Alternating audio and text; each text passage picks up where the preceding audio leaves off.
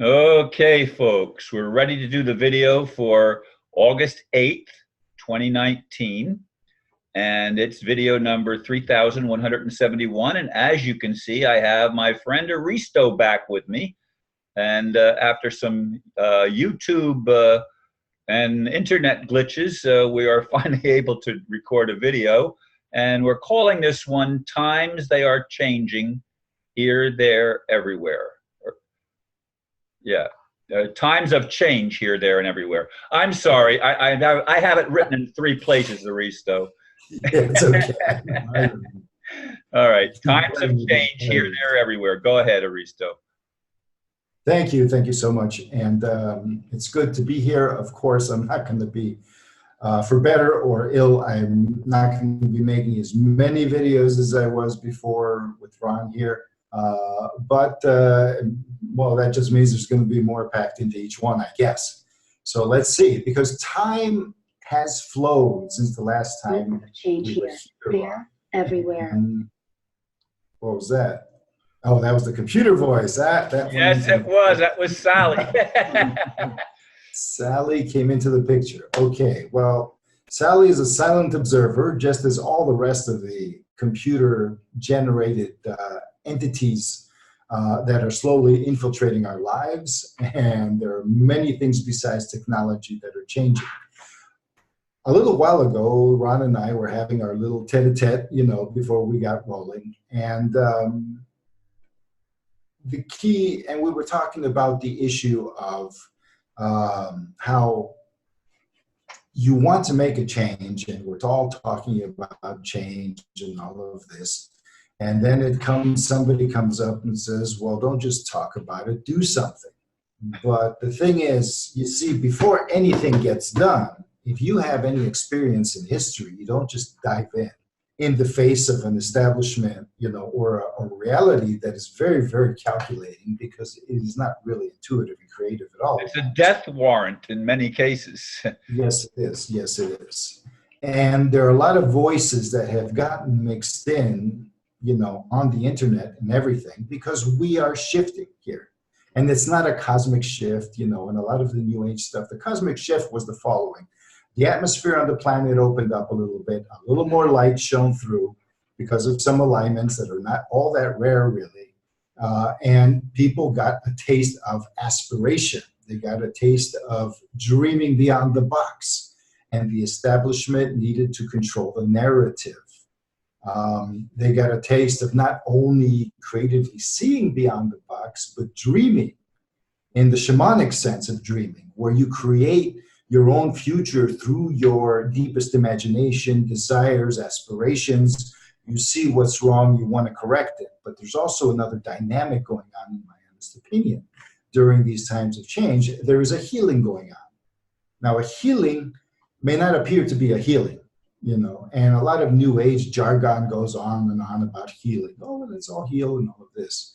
So anything, you got to realize that anything anybody can say about anything substantial can be taken completely and twisted and made fun of and turned to look like the stupidest thing in the world. So, that being said, we can go on knowing and not letting it hinder us, move through whatever flames the period of opening, shall we say, has sparked, where we find ourselves a lot more creative than we thought we might be. And I believe most of us are a lot more creative than we thought we might be. But the whole collective, let's say the media is not a reflection of public opinion. Of course. Okay. And it's a no-brainer. But the thing is, you have to keep that in mind all the time when you are witnessing the media, because it seduces you. If it doesn't seduce you one way, it will seduce you another way. It's designed to seduce you. It's designed to fit you in a certain category of viewer, and that category is profiled with all kinds of sub-profiles and everything, where your buttons are very well known. And even, there is a program in the media to address your specific button pattern. Enough, you don't have to know everybody's individual, whatever, but people have been profiled enough. That's what psychology does. you know. So your buttons are very well known. And if there's ever a trend that comes out in the media that's honest, like something on the internet, you know, and something that becomes a meme, if it even begins to be popular, unless it can be managed and turned around without nobody ever noticing that it's being managed now, it will be ridiculed, it will be taken off the board somehow. Especially since we've all been seduced again to be dependent on information providers like Facebook that are against us, and YouTube, you know. And even though there's alternative, me included, I mean, it's inconvenience. It's set up that way. And you don't have often it costs money for the alternatives, whereas YouTube and Facebook have been free so far. Yeah, exactly. And not only that, everybody's here. You remember on your site, you know, you actually had so many people, they wouldn't let you have more, so you opened up another site, Exactly. Facebook, and nobody went there. You know, I used to consistently get 1,000 views per video. Now there are times in one day I don't even have 100. Yeah. Those used to be videos that I made with Valentine that I'd get such small numbers. Yeah. So he's not, you haven't made a video with him either. No, but he sends me messages every now and again. So he's still in touch with me, but I have not offered to make a video with him anymore. Okay, Ron. You see, in this talk, and since we're not talking so often, you know, I could actually approach this from a position of, oh, I haven't really talked about this so much before, or, you know, it doesn't basically run out of the topics and having to explain each topic in a short amount of time. This one, basically, I can give you highlights of a situation. We've been managed, and everybody knows that. This is something that has been said, but my suggestion is to not feel that you're doing something not constructive or obsessive or whatever, if you remind yourself every single day that this is so, because there's all kinds of other triggers in your environment, especially through the information media, that are trying to remind you of other things. So some of them are seductive, attractive, some of them are repulsive. And it all keeps you along certain lines in your head where you think you're thinking normally, but you may not be. You know, all this is a possibility. I mean, it's not enough to go around and point out who can be brainwashed and who can be, you know, manipulated, or who's a shill or who isn't. You got to look at yourself. Yeah. How much is my brain? Yeah, I realize how much I've been brainwashed. I mean, things that I can see now that I couldn't see even before all the manipulation was known. Exactly. It was conditioning more than anything else. Exactly. And it's a never-ending process. And it shouldn't be an ending process, but it's not self-criticism and it's not self-judgment either. It's basically looking in the mirror and describing what you see on an intuitive basis, on a felt basis, on an emotional. You know, how are you now in your life? You know, are you compromising? Yes, you are. Don't make excuses. Nobody's judging you. You know, are you doing what you would normally under, you know, conditions where you feel more yourself? Are you doing that? You know, or are you compromising, or are you running away from something? You know, see, the thing is, society itself has put so much judgment on things while pretending to not be judgmental. You know? It's just the bullshit. It's gaslighting. You know, it's constant gaslighting. And the thing is, oh, conspiracy. You know, the thing is, when people are brainwashed, you don't have to have elites going around pushing buttons and doing things. Normal people just do their work for them. That's the phenomena that most people don't get, is that, well, normal human behavior is so managed that it's not normal human behavior anymore. You know, your life is set up in a certain grid of conditioned responses, of, you know, action, reaction, possibilities, you might say, like a flow chart. It may not have been designed potentially that way, but it's the mindset behind it. You're like a rat in a maze, and a lot of people, you know, well, I'm not the first one who's talking about things like that.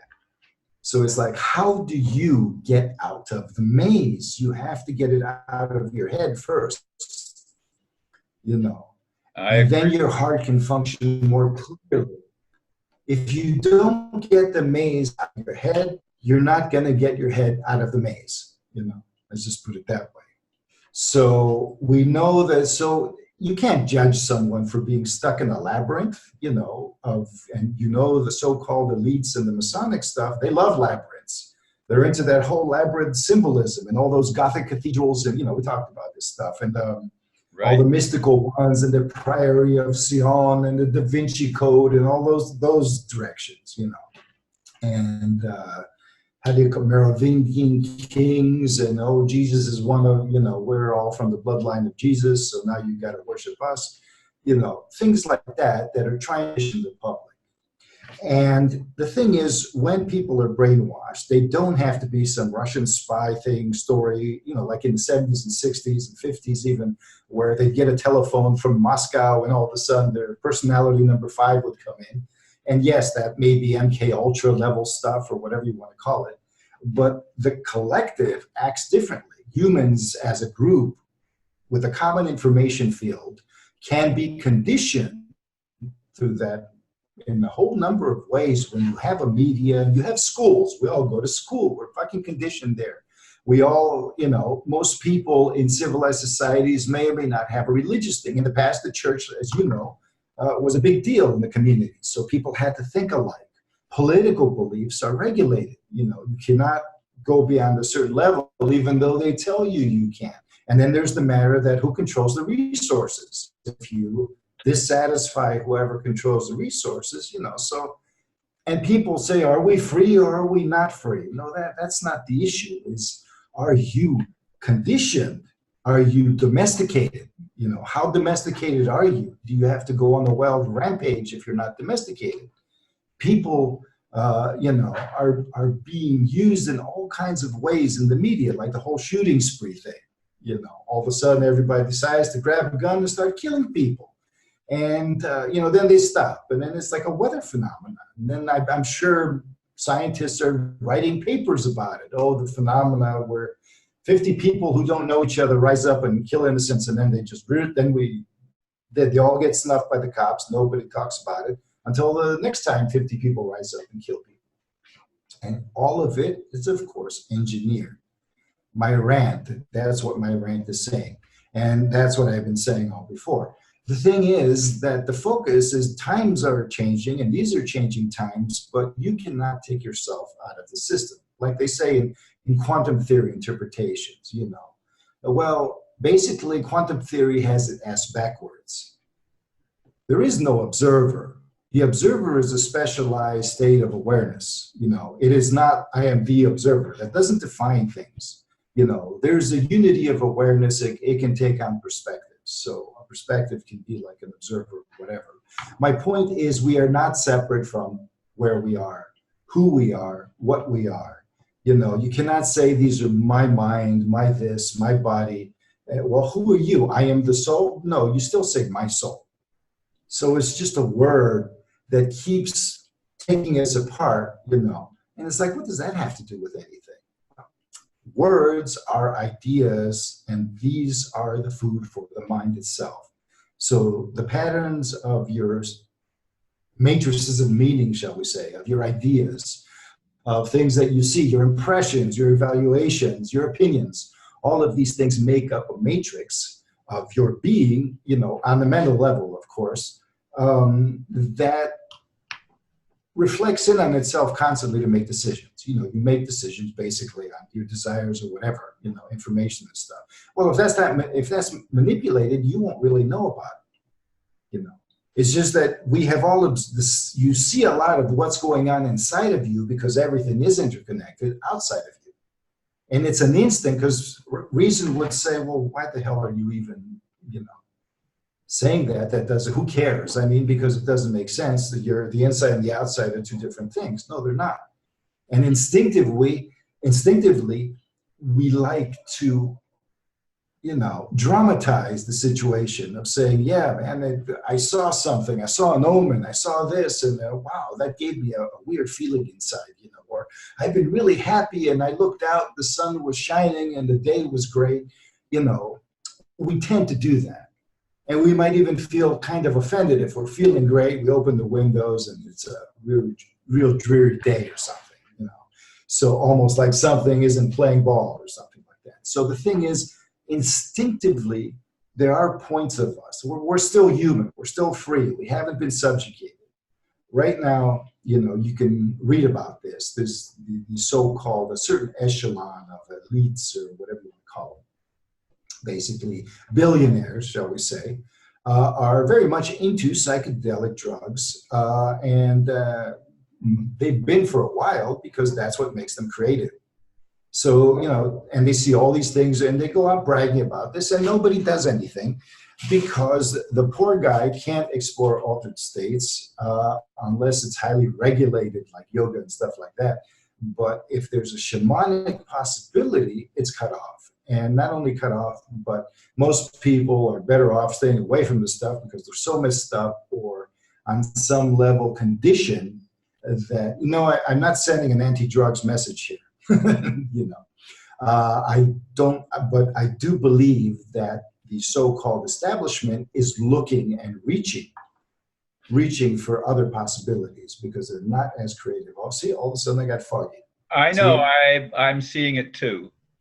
So my suggestion is, yeah, I got foggy because what I'm saying is, you know, maybe will not be well received, or not so much that, or maybe shouldn't even be said, or it's unclear, or, you know, sending a message that is unclear or it's difficult to communicate or whatever. So I'll try my best, you know.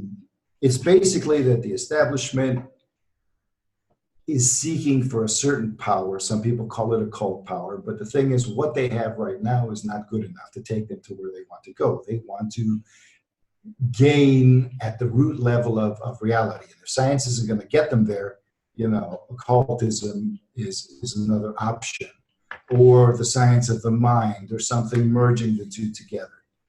But there's a lot of use of psychedelic drugs in occult context. Well, just like the shamans use them, you know, stuff like that. But I'm saying go for it, because they're going to end up opening up all of the crap that the psyches of their predecessors have really invested to keep shut. The Pandora's box of all the shit they don't want to face, you know. So if you go around taking that kind of stuff and trying to open, basically they're going to open their minds to the universe, and all the peons can just shut up and die. And, you know, well, it'll be interesting to see what you find if and when you do that. But there is what we might call the possibility of possession, you know, when they're into that kind of thing. So that's another change, that there's a certain level of elites, like what the ambassador basically claims to represent. The billionaires are beneath that level of you know, elites, so to speak. And then, you know, but the fact is that they've set up on a campaign of censorship. And we're just speaking about the information field, the field of actual economics. You asked me what's going on in Greece. You know, they've wanted to change the regime, the political regime. So, you know, although there were going to be elections in October, there was international pressure and local, you know, and pressure from the other political party to hold elections, you know. And Bloomberg was, you know, all commenting, and finally the Greeks are going to get rid of the, you know, the person who was trying to delay their tactics. So now they're trying to push forward. They want everything. We've said all that, and it's like, are they stealing property? It's not called stealing when they do it legally. They're changing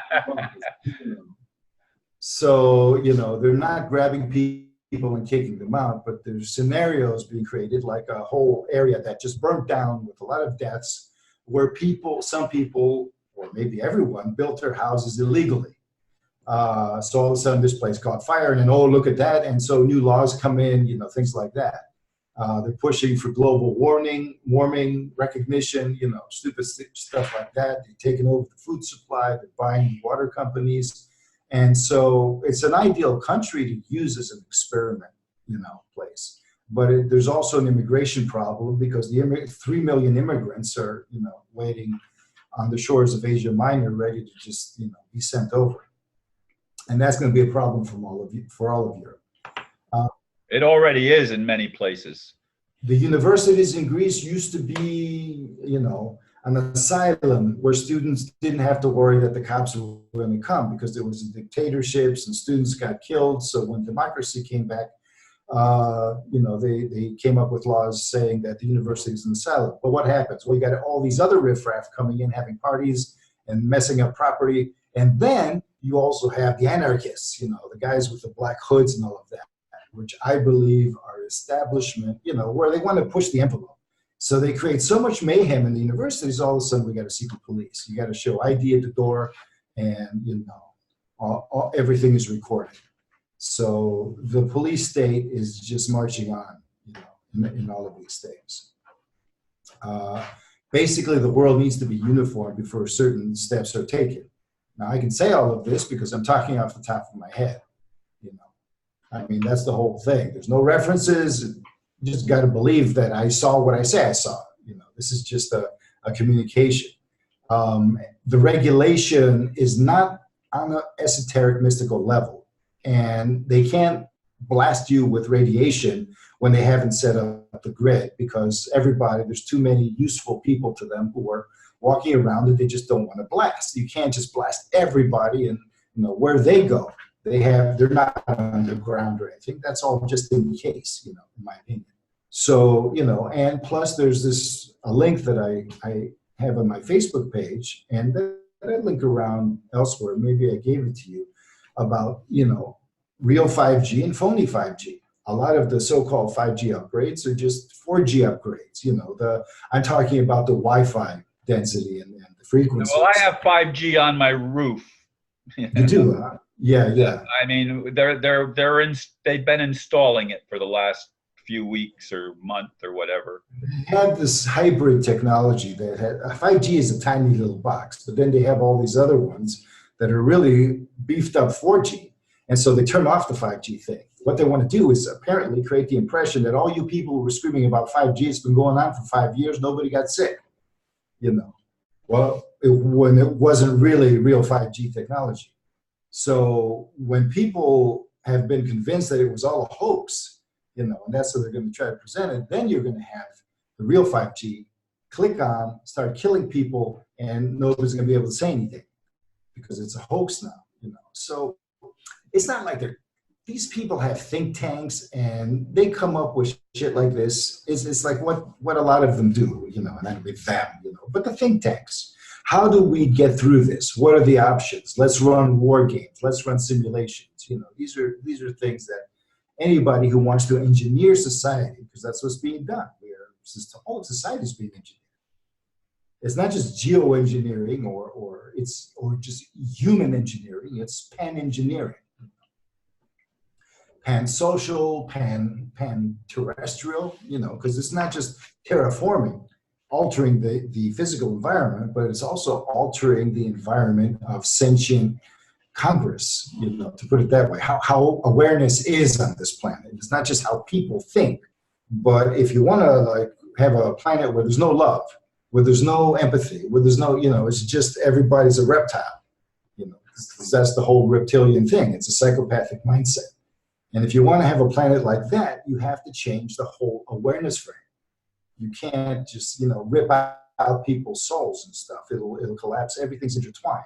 That's why I used to answer your question, why doesn't God do something? Well, everything is so delicate that even God can't intervene. It's been set up that way because it's a self-correcting system.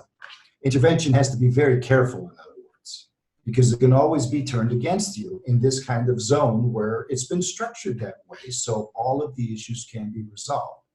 And that's what I believe again. So again, you don't have to get a situation. A catch-22 situation, it seems like, but it's not, because things can move slowly, and things can move, and there are pathways, but we need to redefine how we view them, because logically even, it hasn't been working. If something doesn't work, if your real belief system, it's one thing to feel honestly that your belief system or what you're doing is getting you somewhere, and it's just going to take time. That's one thing. Even though everybody else is telling you you're wasting your time. You are right, keep on, but if you really sincerely feel that way. And if you don't, then eventually it'll come out. But it's quite another to demand that everything be done, because it's suitable that way or convenient, where you're not even aware of the depths of the brainwashing that's causing you to come to decisions that you would never do. That's why I went into yoga. I didn't go to see God or whatever. Well, this sounds really interesting, but it's got one benefit that is actually tangible, and that's deconditioning. You remove brainwashing. And I experienced a little bit of that when I changed environments from like my Greek culture to American culture, and I was very little. It's like a radical change, And especially when I went back, when I was enculturated in US culture, and then I went back to Greek culture and had to learn the language and everything all over again. It was a shock, and people don't like shocks like this. But you can slowly build a relationship with yourself. So that's what I'm saying. So let's tighten it up, because things are going to get more difficult.